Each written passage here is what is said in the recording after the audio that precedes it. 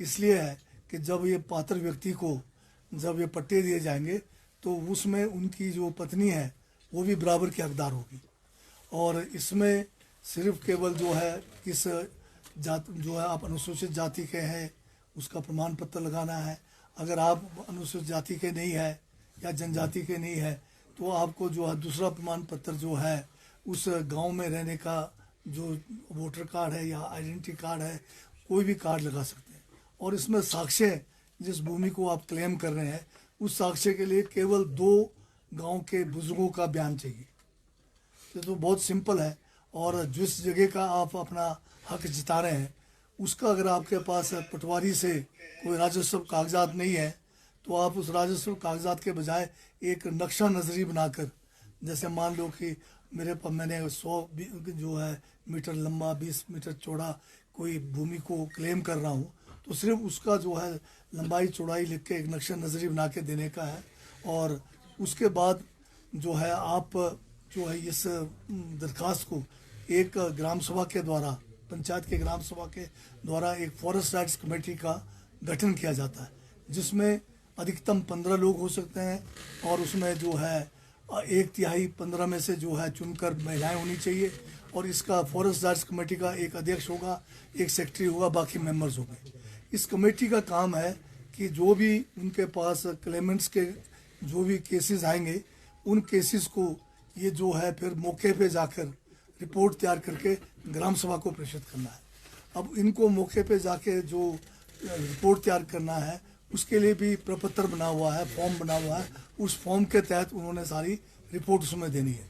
इसमें पटवारी और जो हमारा वन अधिकारी होता है, फॉरेस्ट गार्ड, इनको भी इसमें जो है मेंबर शामिल किया गया है। ये जो कमेटी जो बनाई गई है आपकी फॉरेस्ट राइट्स कमेटी, इस कमेटी के द्वारा एक लिखित सूचना जो है पटवारी और जो हमारा फॉरेस्ट गार्ड है उसको दी जाएगी।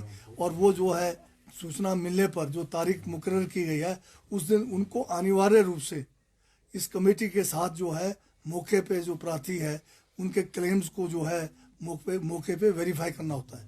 इसमें अगर पटवारी या गार्ड किसी कारण ना आ सके उनको जो है रिटर्न में इस कमेटी को बोलना पड़ेगा। और अगर पटवारी कान को जो है सूचना देने के बावजूद बिना कारण अगर गैर हाजिर रहेंगे तो 1000 रुपये तक इनको फाइन करने का भी प्रावधान है। ये जो कमेटी है फॉरेस्ट राइट्स कमेटी, ये कोई जो है इनको कोई अधिकार नहीं है कि वो इसको जो है किसी क्लेम को सैंक्शन करने का, सिर्फ इनका वेरिफिकेशन का काम है। वो मौके पे जाएंगे, अगर वहाँ पर खेत बना है तो अपनी टिप्पणी में लिखेंगे कि ये खेत है, अगर उसमें पेड़ है तो लिखेंगे पेड़ है, अगर उसमें कोई मकान है तो मकान का हवाला देंगे। अगर कुछ भी नहीं है उस क्लेम जो किया हुआ है तो वो जो 2 गाँव के बयान के द्वारा वो कहेंगे कि ये जो है अपना जीवन निर्वाह घास पत्ती या भेड़ बकरी चला के भी कर रहा है। तो ये सारे जितने अधिकारी हमने बताए हैं, जो कमेटी है वो हर एक जो प्रपत्र है उसमें जो है अपनी टिप्पणियों के समेत फिर ये जो जब बहुत सारे केसेस होंगे उसको सेक्रेटरी पंचायत के माध्यम से ग्राम सभा में भेजेंगे। पंचायत जो है ग्राम सभा को बुलाएंगी और इस जो ग्राम सभा होगा इस FRA के लिए उसमें 18 साल से ऊपर जितने भी अडल्ट है वो वोट कर सकते हैं। पंचायत के ग्राम सभा में केवल एक व्यक्ति जो है घर से 18 साल से ऊपर का वोटर होता है, परंतु इसके लिए जो है सभी अडल्ट मेंबर्स इसके वोटर हैं। और अगर ग्राम सभा 50% लोग अगर प्रार्थी के क्लेम को अनुमोदन करते हैं तो ये मतलब मान लीजिए कि सारा का सारा इनको भूमि मिलना जो है निश्चित हो गया है। फिर ग्राम सभा ये सारी जो है फॉर्मेलिटीज़ करने के बाद, प्रोसीडिंग लिखने के बाद, ये सारे केस जो है सब डिवीजन लेवल की एक कमेटी होती है जिसमें SDM जो है उसका अध्यक्ष हैं, 3 पंचायत समिति के मेंबर जो नामजद हैं और एक जो है हमारा जो है रेंज फॉरेस्ट ऑफिसर और एक तहसीलदार इसके मेंबर हैं।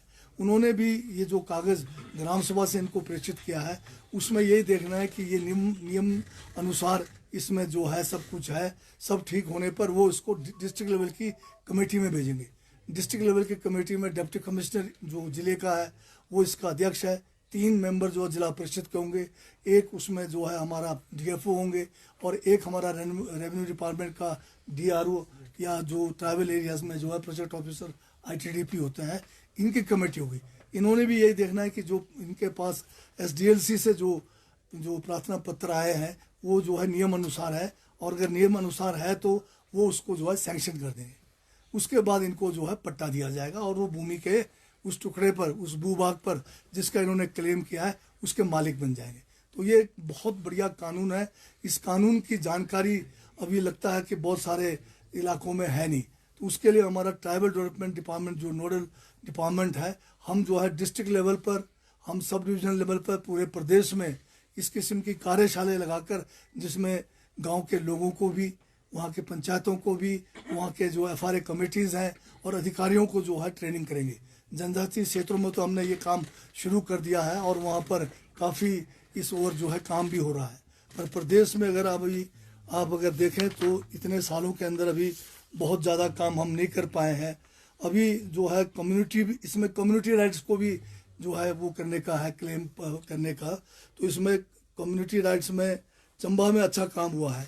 आज की तारीख में 22,730 हेक्टेयर भूमि जो फॉरेस्ट की थी वो कम्युनिटी के नाम पे हो गया है। ये एक बहुत बड़ा मतलब मेरे ख्याल ये एरिया है। और दूसरा जो है कांगड़ा के अंदर हुआ है, कांगड़े में 28 हेक्टेयर हुआ है अभी तक। और बाकी टोटल क्लेम्स थे कम्युनिटी राइट्स में यहाँ पर है 583 केस अभी तक हमें मिले हैं, उसमें से 146 केसों को जो है निपटाया गया है। और जहाँ इंडिविजुअल केसेस की बात करें आप, जैसे इंडिविजुअल है, व्यक्तिगत मामले हैं, उसमें भी चंबा में जो है 694 केस अभी तक आए हैं, जिसमें सिर्फ 53 केस जो है इनके सैंक्शन हुए हैं। कांगड़ा में 61 में से जो है अभी तक कोई सैंक्शन नहीं हुआ है। लाहौल स्पीति में 937 केस आए, 116 केस इसमें हुआ है। और भूमि भी इसमें बहुत कम है, 2 हेक्टेयर कुल हुआ है। और किन्नौर में 3175 केस अभी तक प्राप्त हुए हैं, जिसमें 425 केस किन्नौर के अंदर स्वीकृत हुए हैं पिछले 2 साल के अंदर। और 43 हेक्टेयर भूमि जो है व्यक्तिगत मामलों में निपटाया गया है। तो टोटल हिमाचल प्रदेश में अभी तक 4,883 केस प्राप्त हुए हैं व्यक्तिगत, जिसमें से अभी तक 594 केस जो है इनमें जो है फैसला लिया गया है। और 46 हेक्टेयर भूमि कुल जो है इसमें इन्वॉल्व है। तो ये बहुत, जैसे मैंने अभी भी कहा कि इसकी जो है जानकारी अभी लोगों तक पूरी पहुंची नहीं है। तो अभी हमने डिप्टी कमिश्नर्स को जो है इंस्ट्रक्शंस भेज रहे हैं कि वो अपने डिस्ट्रिक्ट लेवल पर, डिस्ट्रिक्ट का DLC, SDLC और सभी पंचायतों में FRC का गठन का पूरा रिपोर्ट भेजेंगे। और हम जो है ट्राइबल डेवलपमेंट विभाग की तरफ से सभी डिस्ट्रिक्टों में जो है इसके लिए धन भी हम उपलब्ध कराएंगे कार्यशाला के लिए। और मेरा आप से निवेदन है, आग्रह है कि इसका जो अच्छा प्रचार करें, ताकि जो आज एक लोग जो है भूमिहीन है, लोग बहुत ज़्यादा जो है आज परेशान है बिना भूमि के, वो लोग अपना क्लेम करके भूमि के मालिक बन सकते हैं। धन्यवाद। सर, अब FRA की बात क्यों, क्योंकि आपने जैसे बताया कि कानून तो ये बहुत पुराना है। कानून 2006 का है, इसका नोटिफिकेशन 2008 में हुआ है।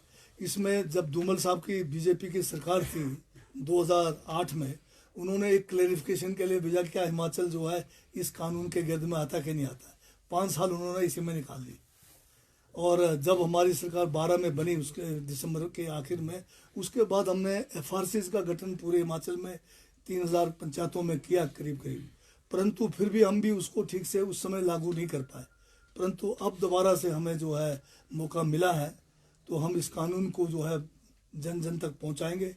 और फिर जो है लोगों को, जो पात्र व्यक्ति हैं, चाहे वो इंडिविजुअल राइट्स का है चाहे वो कम्युनिटी राइट्स है, उनको दिलाएंगे, ताकि लोगों की जो है आर्थिकी में जो है भूमि का एक बहुत बड़ा महत्व रहता है। नेगी जी, शहरी क्षेत्रों के जो कब्जादारी हैं या नेशनल हाईवे के आसपास भी लोगों ने कब्जे कर रखे हैं, क्या उन लोगों को भी इसमें राहत मिलेगी? नहीं, इसमें अगर आप देखें तो कब्जा का बात नहीं है। इसमें अगर किसी भी भूभाग पर जो फॉरेस्ट है, उसमें 2005 से पहले आप उस पर किसी किस्म का किसी भी तरह से जीवन निर्वाह कर रहे हैं, चाहे आप अगर किसी ने बना रखा कुछ भी बनाया, खोखे में कोई ढाबा चला रहे हैं, कोई भी है, पर यह कि ग्राम सभा से अनुमोदन होना जरूरी है। और 2 गवाह बुजुर्ग लोग जो ये कहें कि आप जो है 2005 से पहले 3 पुश्तों से आप उसके ऊपर जो है आप अपना जीवन निर्वाह कर रहे हैं, तो यही इतना साक्ष्य है। तो इसमें सबसे दिक्कत ये थी जिसको लागू नहीं किया गया मेरे हिसाब से, कि अधिकारी जो है लोगों से इसके बारे में ठीक से जानकारी भी नहीं देते थे, और साथ में कानून का जो है सही ज्ञान नहीं होना भी एक कारण है। तो अब हमने लगभग 20 वर्ष हो गया आपको, क्या 2006 का FRA 2006 का इम्प्लीमेंटेशन 2008 से होनी थी, लेकिन इतना समय लग गया, क्या कारण आप मानते हैं? हाँ, मैं वही मैं आप बता रहा हूँ, पिछला 8 से 12 का जो टाइम था उसमें क्लेरिफिकेशन में ही चला गया। 12 से 17 हमारी सरकार फिर आई, हमने फिर FRCs का गठन करना सबसे पहले जरूरी था। कुछ मतलब 1000 पंचायतों में हमने FRCs का गठन किया, परंतु फिर भी ये सिरे नहीं चढ़ा। बीच में फिर 17 के बाद सरकार फिर बदली, दिसंबर के बाद 22 तक इसके ऊपर कोई काम नहीं हुआ। हमने जनजातीय क्षेत्रों में उस समय आंदोलन भी चलाया था।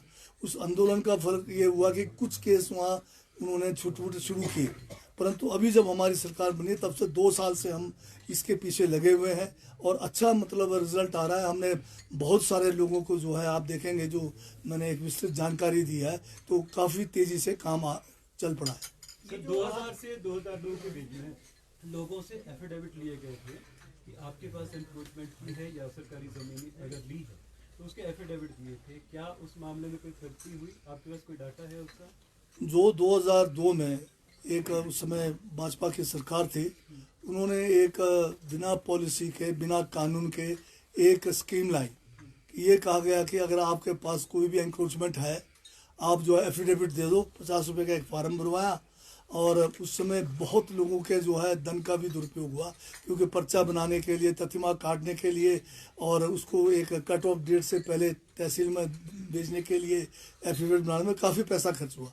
परंतु ये जो बिना कानून का जो है एक कागज़ बनाया और आपने एक जो एफिडेविट दे दिया, बयान दे दिया एक मजिस्ट्रेट के सामने कि मैंने एनक्रोचमेंट किया है, तो आज की तारीख में 1,30,000 लोग हैं जो उस 2002 के एक स्कीम में फंस गए, और सब के सब जो है नाजायज़ कब्जादारी घोषित हो गए हैं।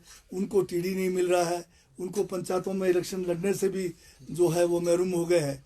तो ये बड़ा गलत एक मतलब लोगों के साथ हुआ है। अब जो 2005 का कानून है, अगर कुछ लोग जिनके पास सदियों से कब्जा, जो मैंने आपको बताया है, वो चाहे ये 1,30,000 जो लोग हैं जिनका नाजायज़ कब्जे में है, वो भी अगर इनके पास एविडेंस है कि 3 पुश्तों से उस भूभाग पर वो अपना जीवन निर्वाह कर रहे हैं और ग्राम सभा उसका अनुमोदन कर दे, तो ये लोग भी मतलब एक प्राप्त कर सकते हैं।